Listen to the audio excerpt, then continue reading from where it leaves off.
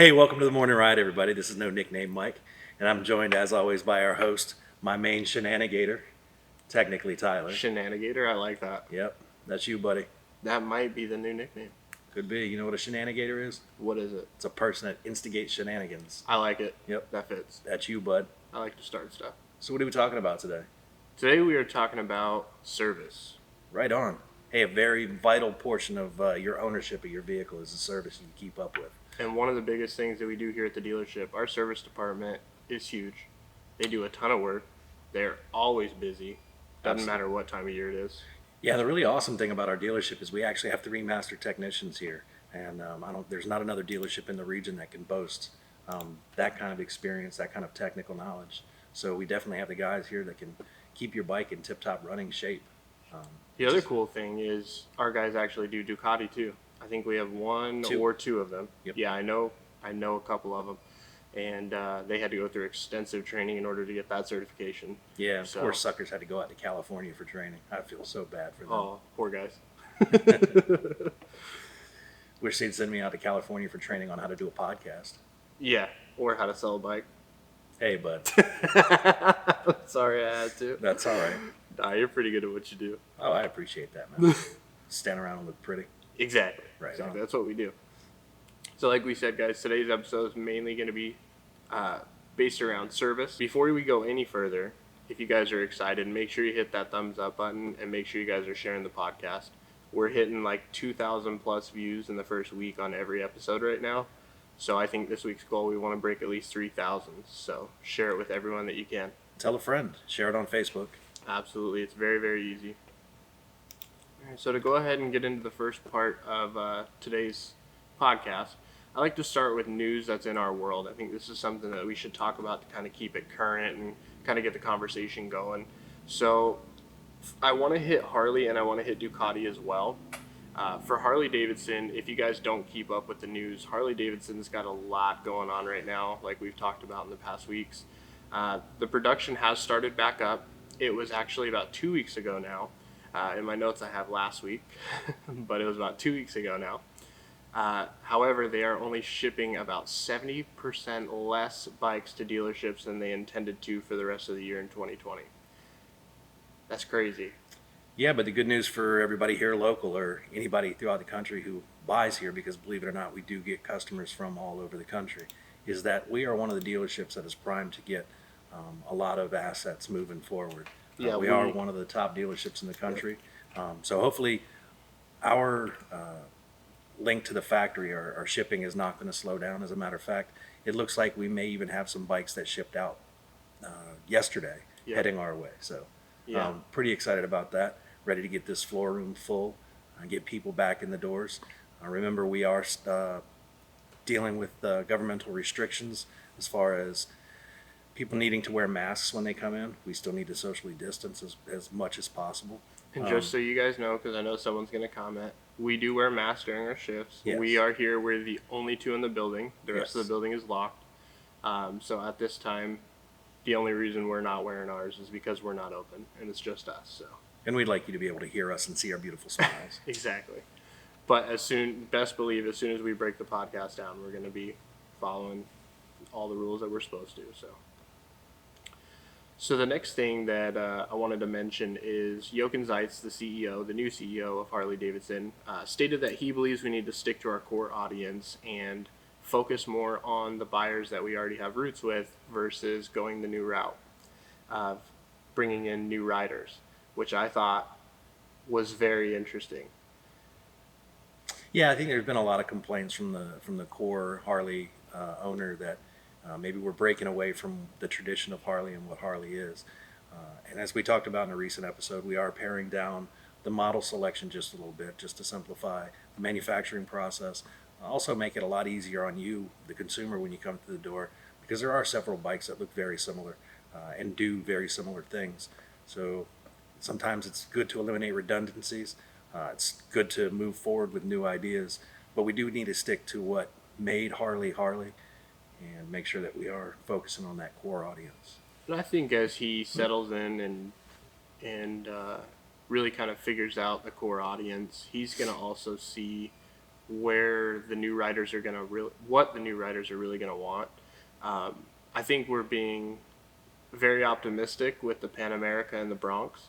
I've been doing a ton of research on those since the last episode we did, and the Pan America is a very, very out there ride for Harley Davidson. The Bronx, not as much, but it definitely still strays away from the typical Harley model. And I think they're both great ideas. I'm just curious to see, with them delaying it, if they're going to make any changes. I'm curious if they're either just holding off production or are they holding it off to do updates like they did with the Livewire. Because the Livewire, when that got pushed back, they did a lot of changes to it. Right. And it actually improved it in a ton of ways. Right. So I'm hoping that's what they do. I think they're still going to be good bikes. And I think you're going to get that new audience, which will then become your core audience once you bring them in. Right. But I'm really curious to see how that works. He might be right. He may not. I don't know. But I'm very interested to see how that works. Go Jochen, that's what I say. Now, in the Ducati world, a lot of their news has had a lot to do with the MotoGP season. I've been trying to find as much info as I can or news that's not related to that.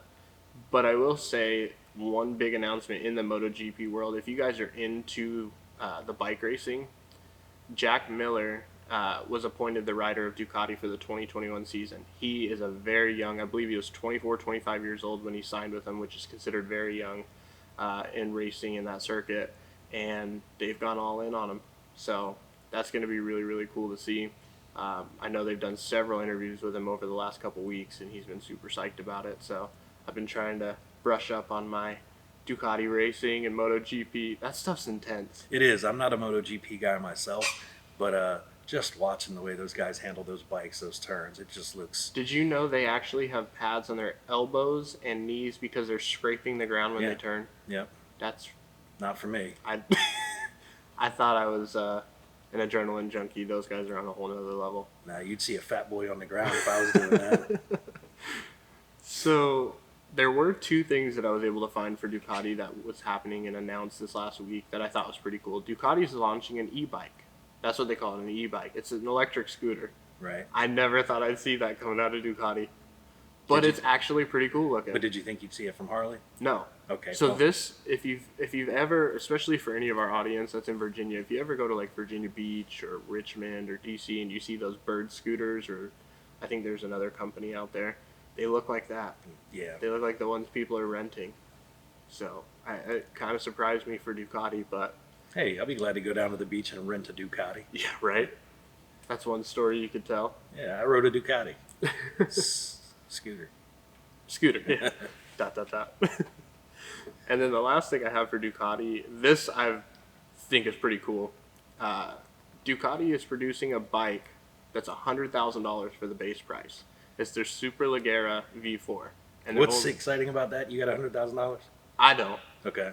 But it's cool that, because Ducati's always kind of been known as that premium brand that's almost like Ferrari of the motorcycle world. This is really setting them apart as Ducati. Like, this is one of those things where there's going to be that group or core audience that's going to get this, and they're going to have that prestige like a Ferrari owner, which is cool. I understand not everybody's going to like that, but there's a reason for this. They're only producing 500 of them. Oh man, these are museum pieces. This is going to sit in somebody's man cave. This is going to be something Jay Leno's going to have. Yeah. He's going to do a Jay Leno's garage on, and that's what's going to happen. People are going to take them out. They're going to ride them once, say that they rode it. I could see maybe Keanu Reeves having one. He's a big enthusiast on these types of bikes, but that's about all I could see. He'll ride it once and go, whoa. And then Owen Wilson pops in. Wow. That's quite the motorcycle you got there.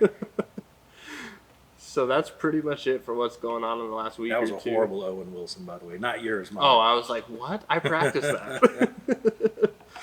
So yeah, that's pretty much it for this week's news in the Harley and Ducati world. We just wanted to keep you guys posted and kind of get the conversation going. I want to know in the comment section below what you guys think about this, whether it's the Ducati news or the Harley news. Let us know. Let's get a conversation going. Right on. Yeah, we love feedback. I know we say that every week, but Absolutely. You want to take this one? take it wherever you want me to, bud. So for this week's kind of walk around on a motorcycle. Like I said, we're service centric this week. We spoke with Chris Cowden. He's actually the shop foreman. He's one of our master technicians. And Chris Cowden, incidentally, has been with the company for 20 years now. 20 freaking years. 20 years. I'm not sure if many of you had a chance to see the video when Chris got presented with his motorcycle. But, do you realize he's been here since I was 6 years old? But right on.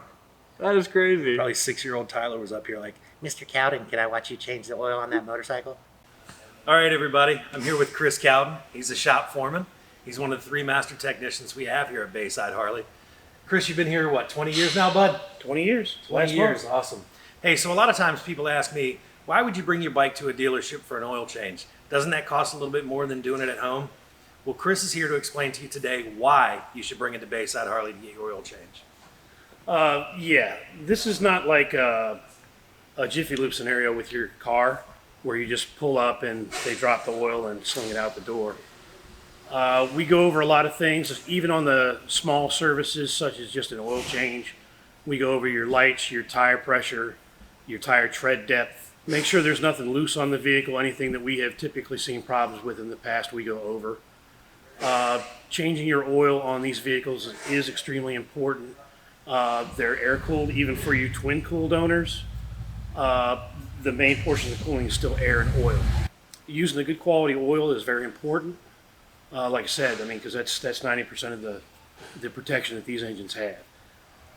Being air-cooled, they get extremely hot, so the oil tends to get dirty faster, especially if you're someone who rides a little bit harder than your average rider. Oil changes typically, I treat them just like a car, every 2,500 miles. Even our big services are 1,000, 5,000, 10,000, and so forth. But in between, you're still going to want to do an oil change to keep that clean, fresh oil in there, so that it's not broken down and carrying dirt all through your engine. Just to help take care of the vehicle and the product. Heat is what kills these things more than anything. Sitting in traffic, idling, we get a lot of that around here with the Navy base and 64. That could be a parking lot going across Hampton. These are really important things to do to ensure your safety and maintain your vehicle. Make sure it lasts as long as it possibly can. That's our goal here. I know it is a little bit more expensive than doing it yourself, but not everybody goes over their bike every day, every time before they ride it. When you bring it in here, we can go over the bike, which we do, and let you know if there's any issues that could be coming in the future. And that way, you can address them at your time. That's great information. Hey, Chris, thank you so much for sharing with everybody why it's more than just an oil change. A lot more than just an oil change. Mr. Cowden was showing you guys and talking to you a little bit on kind of what the typical maintenance, service is going to look like when you come down to Bayside. Like Mike was saying earlier, our master technicians and shop foremen are absolutely amazing. All of our tech guys know what they're doing. And these guys are doing this all day, every day, and they've seen it all. So they know everything to check. They know if there's any sorts of quirks on each type of bike, what to look for, and things that are common. Another thing I just want to kind of piggyback on what Cowden said, there are some public forums out there. If you have questions, if you're not entirely sure about what the mile marks are that you should really be paying attention and doing these services on, they're very, very easy to understand. It's 1,000 miles, 5,000, 10,000, 15, and then it goes every 5,000 after that. And on the breakdowns on the forums, it tells you the big things you should really be looking for. But it's basically everything Cowden talked about. And then just a little bit more like checking lubricants, spark plugs. Eventually fork oil. Yeah, exactly. So, as you get more and more miles, of course, the more and more you should be looking. But a lot of this stuff, a lot of motorcycle riders are checking anyway. So if for any reason you realize you haven't, just make sure in those intervals that's what you're doing, and you should never have an issue. Yeah, and besides these major milestone maintenances, the 1,000, 5,000, 10,000, so forth, like Cowden stated, it's still a good idea to come in and get interval oil changes done. Yeah. Especially, it's all dependent on how you ride the bike. Yeah. But some people need it done a lot more often. Well, than like others. Cowden said, if you ride your bike a little harder than a typical rider would, then you probably are going to need to get your oil changed much sooner. And Yeah. when you do that, they're going to go ahead and check everything. That's why it costs a little bit more. That's why it takes a little bit more time. I can definitely tell you that I've walked by service and I've heard them on the phones having to explain to people, why does it cost a little bit more? Why does it take a little longer? It's because you're not just getting an oil change. So if you ever hear us talking about it, we will use the term more than an oil change all the time. And if you guys have been around Bayside for the last year, you'll notice we did a full video on it last year, where we followed Christopher Newell, one of our master technicians, and we did a whole video. It was like a 5-6 minute video. And maybe we'll share that during this week so we can show you guys kind of what it looks like when they actually do the full service. So Yeah, and the reason you're getting more than an oil change is because you're riding more than a motorcycle. exactly. Harley baby. And Ducati. All right, guys. So this week on Meet the Team, we actually brought in one of our new sales managers, Wayne. Wayne's a really interesting guy. Been in the auto industry for quite some time, but I'll let him tell his story. So rock it out. Let's go, Wayne.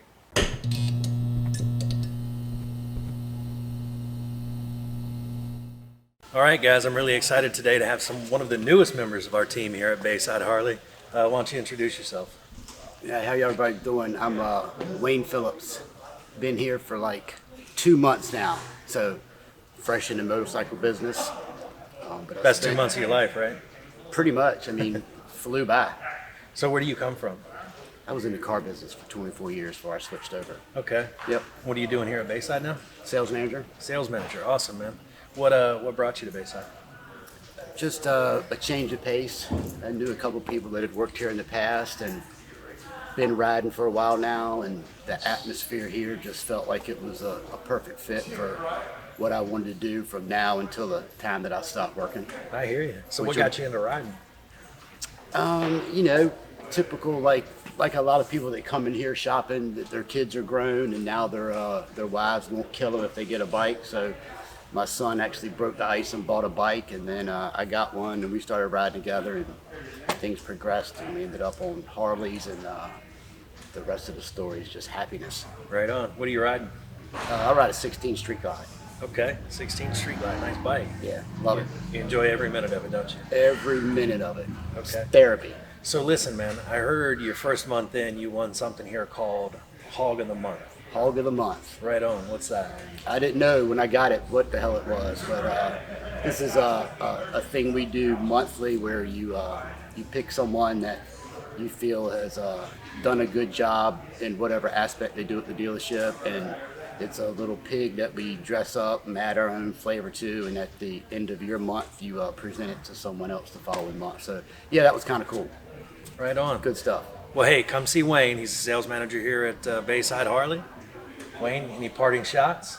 No, come on down. We got a huge selection of bikes, a tremendous, knowledgeable staff to help you fit the right bike to your needs, and we'd love to see you. Come on out and check us out. Damn right. D. Wayne, no nickname Mike, out. Out. So that was Wayne, or D. Wayne, or ABC Wayne. We got a lot of names for him. ABC, right? Or just plain Wayne. I actually like that. Just plain Wayne. Can't wait until the day he wears some purple in here so I can call him Purple Wayne. Purple Wayne. I love when I make you laugh. All right, guys, this is Tyler's favorite part of the show now. Dun, dun, dun, dun, dun, dun, dun, dun, dun. This week in Harley History. So this week in Harley history, we're going to talk about a date that was pretty cool in Harley history. It was June 1st of 1929. Remember it like it was yesterday. Yeah, right. The gal that we're going to be talking about today, her name is Vivian Bales. And yes, I said gal. Remember, like we talked about last week, women do ride motorcycles. Absolutely. And it goes all the way back to 1929, and I'm sure even before that. And I'm pretty sure most of them don't like being called gals. My bad. So Vivian Bales, she was also known as the Enthusiast Girl, which if you ask me is a pretty cool nickname for back then. She was one of the first well-known female riders, and she set out on her first long road trip after she purchased her first Harley-Davidson. She traded in her previous model, which I couldn't find after a lot of research what she was riding, but she traded it in for a 1929 45 Twin D model. And I'll throw a picture of that up on the screen right now. But she wrote into the Enthusiast and stated, Wait. The 12-year-old boy in me just has to chuckle at this. "Oh, what? Did you say twin Ds? Twin D model." Okay. Yeah. So I like twin D models. oh jeez. You're definitely cutting this. So she stated to the Enthusiast that she was going to be making a cross-country trip. The trip started in her hometown of Albany, Georgia on June 1st, which is why that's the date that we're talking about. And during the trip, she made several stops at Harley dealerships across the nation. So kind of like what people do when they do poker runs and long trips like that nowadays. When she stopped at all these dealerships, they actually supported her in many ways. The one thing that they didn't technically sponsor her trip, but what they did is they actually provided her, and I know today it's going to sound kind of cheesy, but back then it was pretty cool. They provided her 2 custom sweaters for her to wear for when her trip was done, and they were going to take a photo of her on her motorcycle, and it says Enthusiast Girl on the front. So she was really living up to that name. The trip lasted about 78 days, so definitely a lot longer than today's cross-country trips take. That's more than just a morning ride. Yeah. And it was over 5,000 miles. But the part that I thought was kind of cool, she met President Hoover along the way. Oh. That's pretty sweet. So I think it's really cool. I'll go ahead and flash up a couple pictures on the screen right now of the Enthusiast Girl. But I thought that story was pretty cool. And Yeah, it's pretty especially awesome. for being back then. Like, I'm sure there probably wasn't a ton of female riders. And so to be known as the Enthusiast Girl, I'm sure she was pretty popular, making it on the cover. And that's awesome. It's pretty sweet. I'd like to be the enthusiast guy. You'd rather be the Enthusiast Girl, I think. Yeah, but, probably. I mean, who are we kidding? Right on. So, every week we announce kind of some promotions that are going on at the dealership. We've decided to keep rolling with this helmet trade-in. I feel like we say that every week, but we Yeah. really do because it's Yeah. doing really well. Doing really well. So every Sunday, to maintain consistency, we're not doing every other Sunday, but every Sunday going forward, if you trade your used helmet in, DOT approved helmet, you'll get 20% off of a brand new helmet. Yeah. So if you've got something old sitting around you're not using, or it is time to upgrade, perfect time to do it. Come and see us on Sundays. Heck, if you got a new bike and your helmet just don't match anymore, that's a good reason to upgrade too. Yeah. Helmet don't match? Swap it. Yep. Next up, we actually have 2 more deals going on right now as well. I'm not sure why I called it deals of the week. I just realized that because most of these last longer than a week. But the next deal that we have going on is 20% off on all in-stock exhaust pipes. And this is going from June 1st to June 30th. So as soon as you see this episode air on June 1st, it's going to go all the way till the end of the month. So anything that we have in stock, 20% off. Pretty sweet. It sounds like a sweet Father's Day gift for me. Yeah, that's true. That's coming up, isn't it? Yes, it is. Heck yeah. Speaking of fathers. Actually, that was a great segue. Yeah. The last deal that we have going on is 25% off on all children's items, and this is going from the 1st of June to the 14th of June. So if you're looking to get any cool toys or any sort of memorabilia for your kids, Or if you just want to put them in a cool Harley shirt. cool Harley shirt, plushies, anything like that. I know we've got lots of kids' clothes, stuff like that. So if you're interested in getting any of that, from now until the 14th of June is the time to get it. 25% off. Yeah, and this is also in stock items. So Yes. It has to be in store. Yep. We just need to give you a reason to come down and say hi. That's reason enough right there. Exactly. Now, you said the history was my favorite part of the episode. Is it really, though? I don't know. I think this is a close contender. Okay. All right, everybody, we're going to roll the dad joke of the week. This is for Tyler's brother. Hey, Mike, what are you doing? Just making some show notes for my new hit show, Dads of Anarchy. Oh, God. Yeah, I got a couple jokes here. Did you want to hear one? Yeah. Okay. Hey, what do you call a person in the medical profession who's also in a motorcycle club? I don't know. Health Angels. Oh, my You're welcome. Thank you, everybody in the healthcare field. Thank you guys. So, Tyler, real quick before we wrap things up, our email was kind of Tyler-centric this week, and I just wanted to read a couple of them, if that's okay. Okay. All right. The first one is from Karen in Pungo. Karen says, "Is Tyler single?" Hey, guys, Tyler kind of wants to maintain an air of mystery, so we're not going to answer that question. I will tell you, he spends a lot of time on Reddit forums, if that gives you any indication as to what his social life looks I like. literally am never on Reddit. Okay. More like YouTube comment sections and Facebook comment sections. Well, now we know what he's looking for, ladies. You gotta be a blogger. And the second one is from Debbie, and she's from Boca Raton. Did I say that right? I've never heard of that. It's in Florida. Gotcha. Yeah. She says, I noticed Tyler's dropping a little bit of weight. Can you share his diet and exercise regimen with us? Yeah, so when I go to Wendy's for lunch, I get 1 chicken sandwich instead of 2, Okay. and then I get fruit punch instead of soda. Okay. And when I go to Taco Bell, I get 1 quesadilla instead of 3, Okay. and then I just make sure my burrito has rice in it. That's pretty much it. Yeah, and for exercise, he does a lot of stationary running. And by Yeah. stationary running, I mean he sits in his chair and wiggles his little feet around. Actually, yesterday I spun my chair trying to be funny, and I hit my elbow on the door handle really hard. Ooh. That's why I don't work out. Just got to watch out for door handles, buddy.